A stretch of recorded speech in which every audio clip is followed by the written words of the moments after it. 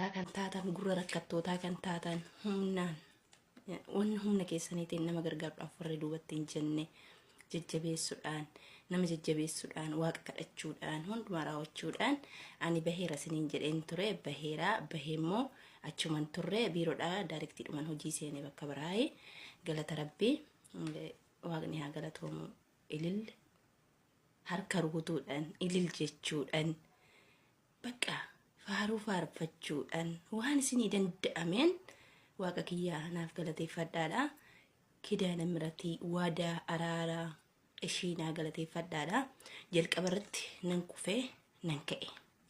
dogoggorri jalqaba irratti ana bira jira waaqni koomaa nan balleechine anatu dogoggore jechuudha dogoggorri tokkoffaan ani dogoggore biiroo keessatti ani musliiman ture duraan musliiman ture amma immoo ani ortodoksiidha jedhedhanii warri biiroodha dirqamsiisan jechuudha gaafan ani jalqaba jara kun na fudhatanii jechuudha garuu akkamittan jedha jedhee falmeen ture maalifan jedha akkamittan jedha jedhee falmeen ture fannoo kiyyammoo dhoksu fannoo wajjin seenii laata jettanii akkasii annu jenne fannoo kiyya achumatti agarsiisen kan wajjin jaalattaa na fudhattaa jedheeni kana seenii kana okay jettee na fudhatte seenee hojii seenee tan jira kanaan booda ishii jedhee tanan yaw beektumti rakkina biyya ormaa yaw taa'urra jedheen isheedhee fudhadhee kanaan booda ishii jedhee gaafa fudhadhee dhaqu barriidhuma irratti yaw ishiin dhukkubsattuu sunnatti dhufte anis isa argee tanan gaabbii koosseen jechuudha nan gaabbee jechuudha jecha kootti baay'een gaabbee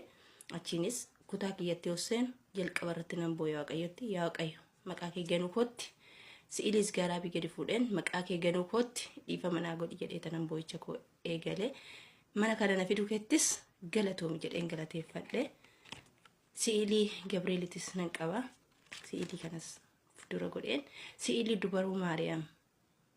mobaayilii keessaan qabaas keessaan qabu mobaayilii keessaa baaseen akkasuma immoo si'ilii madaanaalamii abbaa kiyya jechuudha madaanaalamii jechuudha inni fannoon isaa irratti bahee anaaf isiniif addunyaa guutuudhaaf sababa keenyaaf jecha rakkoo hunda argee madaanaalamii kiyyas harkaan qaba achiin dabalataanis immoo tsabala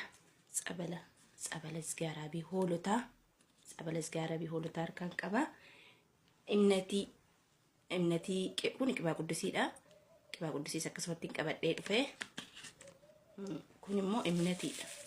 imnatiis qabadheen dhufee harkaan qaba jechuudha isa kanaaf kananan qaba yaa isaan madaanaalamii si'ilii isaanii fudhadhee tana fuuldura isaanii irratti himimmaan koo dhangalaasee bo'aa ture jechuudha fuuldura namaatti hin boo'ina guyyaa tokko mana san keessatti ija kiyyaatti himimmaan arganii hin beekan waan ani isin dhibuu keessaa jechuudha